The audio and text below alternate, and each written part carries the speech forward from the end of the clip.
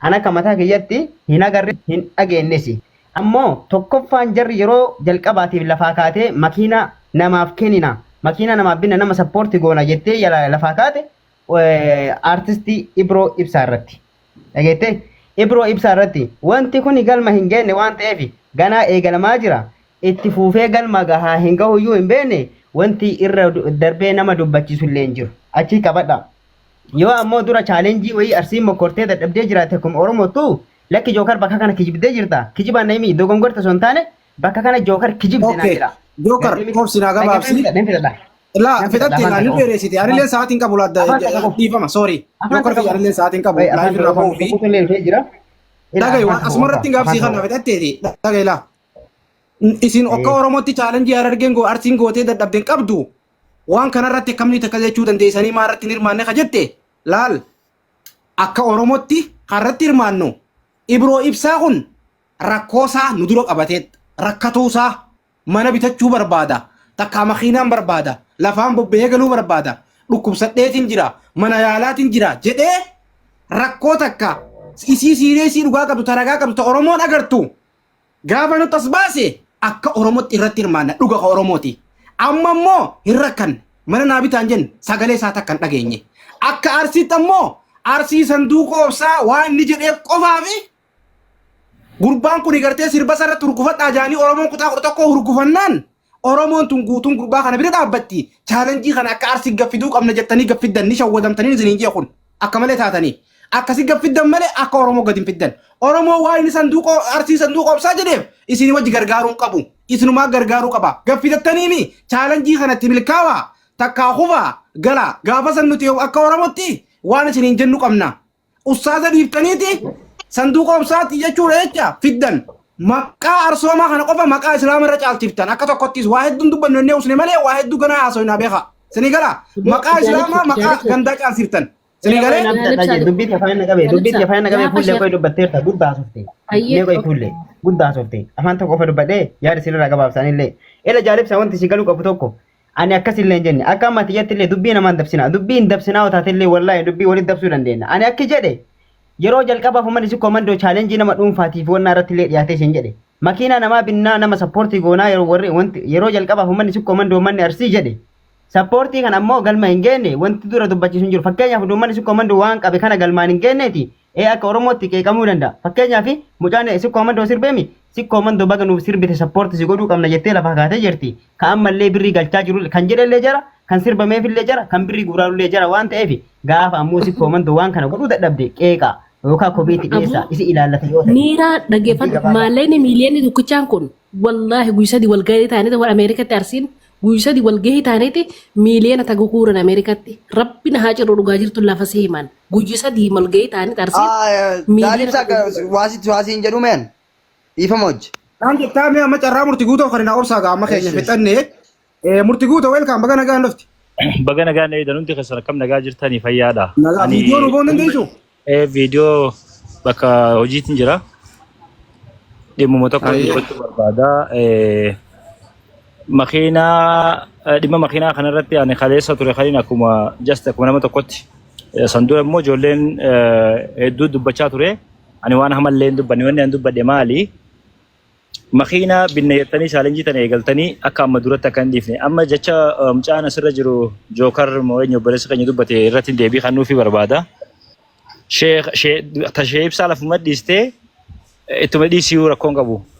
Takkaa arsii nama dura makiinaa namaa binne jettee hinee yaada akkanaa chaalenjiin kaafne maaliif akkanaa kajee yeroo jalqabaatiif kajee deebii kan nuufiif. Sheekha sheenyu maqaan isaa sheekha guddaa ka sheebsaan ta'in ka biyya keessa jiru aalima nama meeqa islaamessa jedhanii ka dhiyoo tana makiinaa VAT bira kaanii chaalenjiin qopheessanii jalqabanii karatti hafe sun yoo tokko. Lammaffaa egaa ustaaz ibsaa makiinaan tiyyan galle akkana taate. Inni eenyu. Shayii nama sii mukumoo. Qamar Hussein. Qamar Hussein immoo sheerrida sheenyu jaa maqaa isaa na yaadachiisaa gaa. Biyya keessa jira. Qamar jechuun nama guddaa akka Oromiyaatti akka Itoophiyaa nama guddaa ishee. Qamari akkas. Ishee nama tokko ati bicha dhiyeeffamatti ture. Anyway waan hin jechuu barbaade hammeenya biraa kaliin kaleessa dubbadheen qabu maaliin dubbadhee mucaan kun artistiidha. Mooraalii isaatiif illee wanni kun jalqabamee akka nafneef ijoolleen tiktookuma ittiin uwwifattee giiftii ittiin gurtee akka hin dhiifneef bita keenyaan tun haa bitamtuu fi Ustaaz Taalibuudha ture namni sun dhiifama maqaa yaadadhee ni jira. Ustaaz Taalibuu nama jaamni beeytanii soo makiinaa wajjin poosti godhamee guyyaa lama sadii irraa dubbatamee achumaan hafe. Gaafa makiinaa ibsaan makiinaan uummanni xiyyaara argeedhaa naa biti akkana hin gallee jee dubbatee ture. Chaalenjiin eegalamee ture. Ijoolluma tiktookaaf maal kana akkaawuntii hunda bananii maallaqa guuranii maallaqni nyaadhamees ni jira. Boodarra irratti wal dhabanii ustaaz ibsaan maallaquma sanuu aaree fuudhee gargaarsaaf kanne sunis akkuma jirutti. Sana hunda hin dubbanne miti maal dubbanne waan nu ilaallatullee miti dhugaan hin galchu. Garuu akkuma nama tokkotti eegaltanii hin dhiisinaati galmaan gahaa jecha jiru qofa waan dubbannee fi kaniin san dura natti dubbatanii hin beekne Sheekhaa Roobeefaan gadi yaa'anii hattuu fi maaliidhaan gabraan maqaa akkas jiru qabatanii dhufan. Dhimma dhuunfaa namni yoo walirraa qabaate dhimmi seeraa miidiyaa irratti hin dubbatamu. Yoo seera biyyi seera qabdi mootummaan bultii aniin kun biyya keessa hin jira magaalaa Finfinnee tanan jira. Bobba'eetiin galanii arganii bakka hin jiru beekanii maalii fi tiktook irratti abbaa seeraati moo inni abbaa alangaati moo inni kadhimma akkasii miidiyaa irratti ibsa kan tokko sun seeraan nama gaafachisa akkasitti akkanaa qabatan. Lammaffaa wanni waa'ee ajandaa miidiyaa irratti bahee irraa dubbatamu waan miidiyaa irratti bahee irraan dubbatinaan duraanuu hin taatu jalqaba irratti. Ajandaan miidiyaa irratti bahee yaada barbaadde atis itti kanachuu dandeessaa namuu itti kanachuu danda'a. Addatti achi baasanii nama tokkoon sababa saniitiin biyya keessa haga kaayirootti ni beeytanii. Kakiloraaksii dhugsuun illee waan jechaa ture ni beeytanii. Gaafa xabshaa'ee jechuudha. So maaltu fideeti anaa wal qabsiisanii kunni hinaaftee kun immoo ati hattuudha namni yaada isaan deemaniin hin deeggarre hattuudha jechuudha. Namni waan ta'e isaan hirmaatanitti hirmaanne hattuudha jechuudha. Namni sirba sana dura beeksisanii jira. Nuti mormii hin qabnu liinkii isaa feesbuuk irratti sheer godhee ani deeggaraan hin turre. Mucaa kun ammallee makiinaan haa bitamtuuf hin jenne an. Maal godheeti addatti na baafatanii kan isaan irratti takkaa guyyaa tokkoof haga gamaa gamana xiqqaa guddaan isaanii natti duulaati ture guyyaa tokko hin dubbanne an. Miidiyaa kana irratti deebis hin kennine cal jeetin obseetiin bira dabre. Isaanii miti fayyaalessi keenya garte kan isaanii wajjin duulufu guyyaa tokko deebii kanneen beeku. Galatoomaa jeetin callisee bira dabra. Isinii galaami.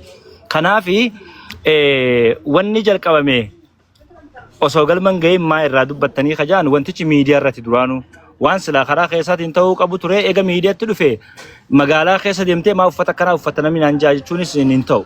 Sii galeemi yaada irra kannachuun numa jira.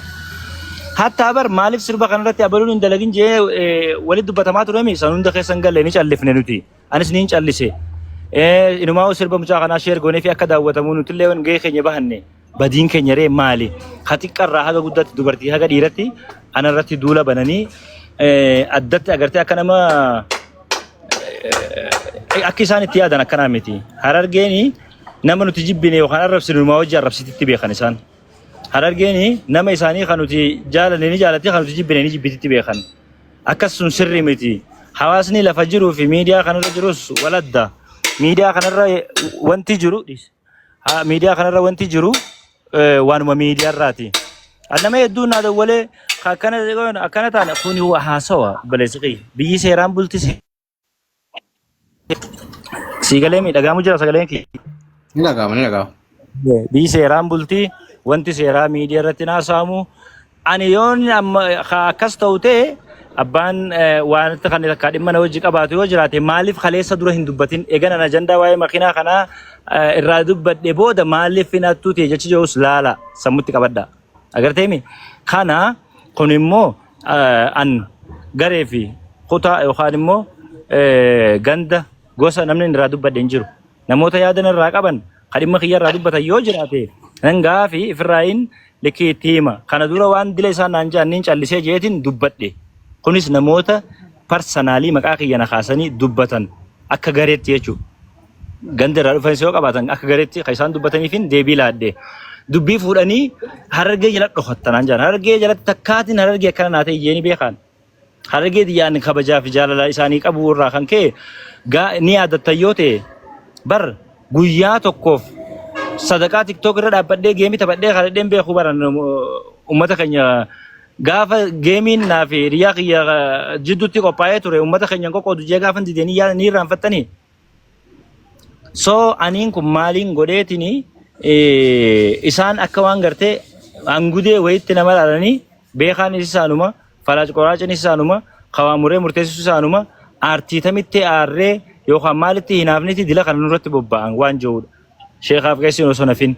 Kanaaf waan hin jechuu barbaadu waan jalqaban galmaan gaan dhiisan sun nu laallatu dhimma keenya illee miti. Wanni nu ga'ullee hin jiru. Ammoo maa dirqamaan akkana hin taane jechuun hin jirtu. Uumama ilma namaa keessatti ati no jimaa akkana dirqaman taane jechuun hin jiru. Ani bareedaadha jechuun ati fokkotaa jechuu miti. Ani bareedaa jechuun ibsaan fokkotaadha jechuu miti. Yaala ibsaan fokkotaa jechuu miti. Yookaan immoo dabbale yookaan muniidhaa fokkottu jechuu miti. An bareedaa hoggan jee kiyyuman ibse. Fakkeenyaaf kaleessa ganama Jummaa ture. Suuraa aadaa uffanne anaa fi sabboontuu Ahmad gaafan poosti godhu koomentii jala deemtanii ilaaluu dandeessan. Ni ilaala akkamitti aadaa teenya aaduma teenya illee himachuu hin dandeenyu jechuudha. Gasifachuu hin dandeenyu jechuudha. Moo dirqama tanuma namni nuuf fedhe dhaadheessina kanarratti yaadni kaka'ee akka biratti akka nu hubatamneef namni dhuunfaadha wanni wayiin isarraa qaba jedhu yoo jiraatee Finfinnee booleen jiranii dhufee na gaafata. Seeras barbaannaan karaa barbaadeen dhufee na gaafata. Kanarraa kaafe wacni miidiyaarraa miidiyuumarratti gandas bakka hin bu'u eenyus bakka hin bu'u. Murti guutoon maaliif Harargee jalatti dhokataa ati Harargee bakka hin buutu? Harargee nama isaaniitu bakka nu bu'a jechuudha. Harargeen if beeyti waan gootus ni beeyti. Xiqqaa guddaa miidiyaarra jiru hadur namaa shubbisaa turelleen if bare ilillii takka nama beekin kannu kana wanni nama aarse waan biraati miti obboleessaqii. Yaani isin qooduu barbaade kana gandan tuqeen qabu gandan maqaa kaasee dubbadeen qabu namoota dhuunfaadhaa kanarratti xiyyeeffatan irratti yaada kanneen waan Harargeen ittiin laffaatutti immoo namni maqaa argachuun hin ta'u kuni arras ni jennaa borus ni jennaa.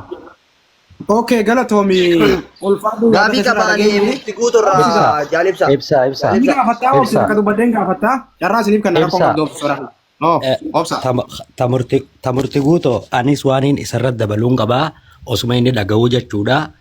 Murti guuto mataa dhiiraa baga jiraatte. Ana amaani Yusuf kareefuun tana feesbuukaan dhufee achitti wanni godhee akka booda gubbotti kan itti siin hin jenne horataan achirratti asirra qindeesse dhufee ana Facebookaan kiyya biloo qaba amaan Yusuf murti guutu asumaan hubadhu dhaggeeffadhu waan takka tanii nan siin jedhu yeroo ammaan kanaa kana.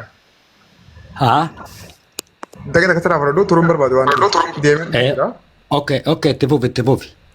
Ya ani wamti kota kofa wanna godha laali dhifama sheekhallee hin jawani roobeen sheekhaa miti. Maaltu sheekha isan goone yoo naan jette tokkoffaa amalli isaa sheekha isan godhu. Lammaffaa hallummaa isaatu sheekha isan godhu. Sadaffaa fuullummaa isaatu sheekha isan godhuun. Dhugaa dubbachuudhaaf ulamaayii takkaa warra maqaa sheekhaa qaban akka Oromootti namni dubartii Islaamaa ta'u wajjin bulee gabbahee akkaataa hudduu siyaasee isa kana qofa. Isa ilaal seenaa darbii nyaatu jechuun eessa akka kaanee fi eessa akka jirru feesite akka deemu wal beekna jechuudha.